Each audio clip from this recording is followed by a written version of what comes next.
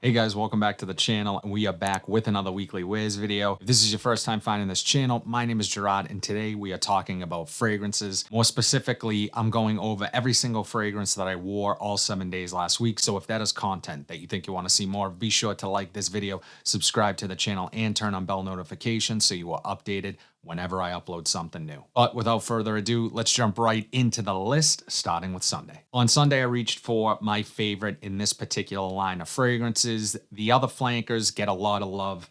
I'm standing by the OG. Scent we are talking about is Stronger With You from Emporio Armani.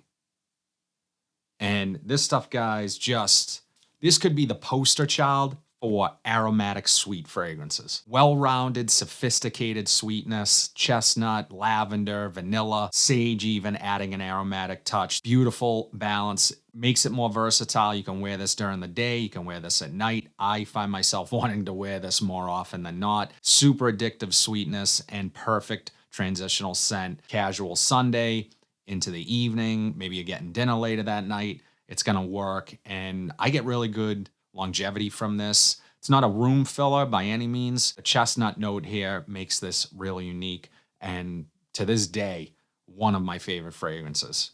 Stronger With You from Emporio Armani. On Monday, we were having absolute solar eclipse hysteria. I asked my wife that morning what I should wear, and this is the scent she chose. The scent we are talking about is Creed Himalaya. Fresh, spicy, a little bit metallic, aromatic, woody, some citrus. Man, as you guys know, if you watch this channel, you know I love this scent. The vetiver really stands out here. It smells like fresh cut grass. For me, this smells like a really high quality bar of soap, still remaining masculine, just super clean, elevated soapiness, and just a beautiful scent. Absolutely incredible, exceptional quality. Super underrated scent. I know a lot of other fragrances from Creed get a lot of love, get a lot of hate, overpriced, whatever you want to call it. This is worth every single penny for me. I will always have this in the collection as long as I'm able to, as long as I have the means to do so. I don't have as big an issue with the performance as some people do because it smells that good to me. For what it is, the amount of natural smelling ingredients you're getting here, it's to be expected that this is not going to last a day or days on clothes. So just incredible fragrance overall. I love it. Creed Himalaya. This next one might be the best performing fragrance in my collection. So if Himalaya is one of the not so good performers in my collection, this one is one of the best, and it's high quality but expensive. Scent we're talking about is Thé Noir from Le Labo. And I just find myself, man, just wanting to smell the atomizer on this one. This is inspired by black tea, and they deliver. They absolutely deliver on that. It has a really authentic fig note up top, which I'm just in love with. I think it smells so authentic to an actual fig, and it's the first note I pick up when I spray this. Along with that fig, you have some vetiver, you have some hay, adding this sweet green nuance, and just, man, this is one of the most amazing fragrances I've ever worn.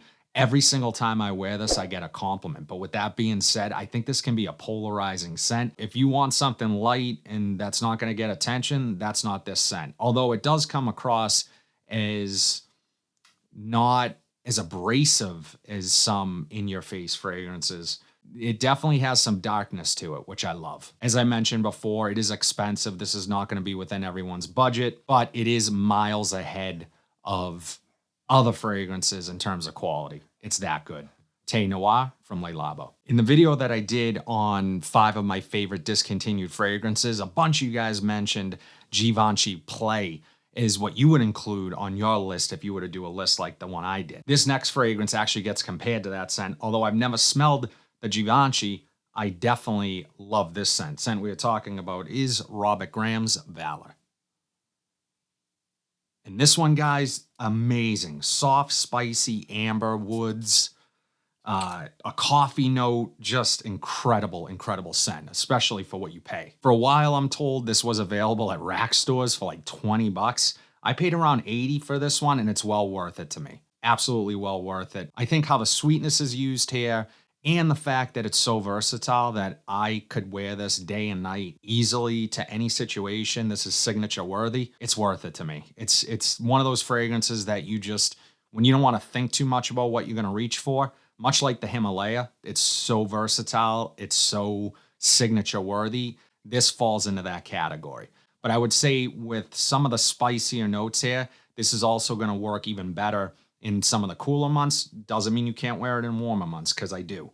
But it's kind of leans that way for me, like going to work, perfect office scent, in meetings and that type of thing. I find myself thinking maybe I should wear a Valor. In terms of performance, I get great performance. Again, it's not a room filler. It's going to sit a little bit closer to the skin, but it lasts a while, and it lasts a while on clothes as well. Love it, guys. Robert Graham's Valor. Shout out to my friend and supporter of the channel, Corey, for sending this decant my way. I just did a video, first impressions video, on this super hype fragrance. So if you haven't checked that one out yet, definitely do so. Scent we are talking about is Lattafa's Aced Zanzibar. And this is just a decant. As I said, I don't have the actual bottle, but this one surprised me, guys. It really did. It wasn't what I was expecting. I never did get the incense note that is listed on this scent, and I know it's in the dry down. I never got it. I just never really picked up on it. What I did pick up on was the iris note here, along with the vanilla. There's a coconut water note. The coconut here is a little bit fleshy. It's pulpy. It's authentic smelling. It doesn't smell overly sweet. And I think if this fragrance went on the sweeter side, it would have smelled super cheap. So they were smart to sort of balance it out, I think mainly with that iris. That iris really came through for me personally, and I love it. I love iris in fragrances, and I think it works really well here with the coconut. It had really good performance, but I only see that getting better with maceration. The original Assad, as I've mentioned in other videos, needed some maceration time. It's gotten better with age, and I imagine this doing the same. It's a little disjointed. It's a little disconnected. It does have some synthetic and chemical nuances to it, but I imagine that's going to get better with time. It just will. It's in my experience with certain Middle Eastern fragrances where they don't smell cohesive when you first spray them. Later, months later, down the road, after you've sprayed it a few times, it does get much better. And I don't see this being any different. The only thing I would knock this one for is I think it could be a polarizing scent. This one got a lot of hype.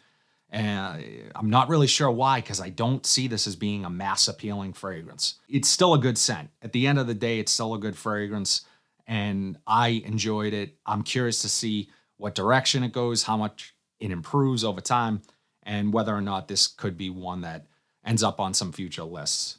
Lattafa's Aced Zanzibar. This next one really surprised me. It was my most recent rack store pickup. If you guys haven't watched that video, I will link it down below. Scent we are talking about is Dolce & Gabbana's Devotion. Now, some of you guys are going to say that is a women's fragrance. You did on that video. Yes, it is, but without question, a unisex fragrance. Just because something is marketed to women doesn't mean that it's strictly a women's fragrance. Now, for me, where this becomes much more feminine is in the mid. Opening, unisex. Just that sweet candied citrus. When my wife walked in after I had finished filming, she thought I was baking cookies. And it does have that quality to it, that sort of edible lemon cookie, cakey type vibe to it. So that's that vanilla, the candied lemon. This is a really, really nice fragrance. A perfect fragrance for you and your significant other to share, in my opinion. If you have it in your collection, she could reach for it and grab it. You could reach for it and grab it. And it's going to work. I think you'll both enjoy it. Got really good performance from this. Surprising performance. Lasted all day on me. One of the better releases, without question, that I've tried from Dolce & Gabbana in recent memory. So would love to know if you guys have tried this one yet. Dolce & Gabbana, Devotion. As the weather starts to warm up here in the New England area, automatically I think about this fragrance and going to it, wearing it, because it's super easy to reach for. Scent we are talking about is Abercrombie & Fitch First Instinct. And you guys, this is a legendary Hall of Fame cheapie, without question. Metallic, a little bit aquatic, effervescent. It has a melon gin combination note to it. It's just, this is the perfect summertime fragrance. There's also a suede note in here that kind of makes this feel a little bit creamy.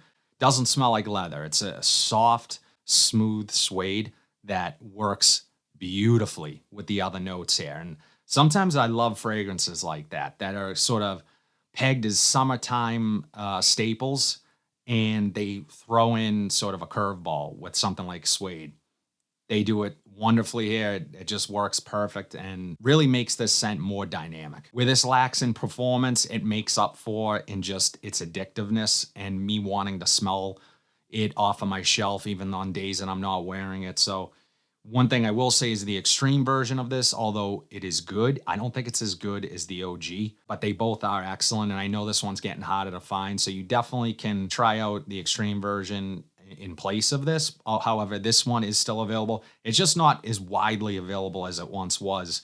You used to be able to walk into any TJ Maxx and Marshalls and find this on the shelf. These days, I mean, it's been a very long time since I've seen this, maybe a year or two since I've actually seen this in a rack store, but I will try to link it down below. Incredible summer fragrance that I always want to bring with me on vacation. Just one of those scents that I'm not afraid to overspray. Really nice one. Abercrombie & Fitch's First Instinct. That's it, guys. Those are the 7 fragrances that I wore for all 7 days last week. As always, I would love to know what you guys' weekly rotation was. I always love hearing what you guys are wearing. Drop it in the comment section down below. But if you like what you saw today, please be sure to like, comment, subscribe, share this video. Hit that bell notification so you are updated whenever I upload new content. But until then, have a fantastic week, and I'll see you in the next video.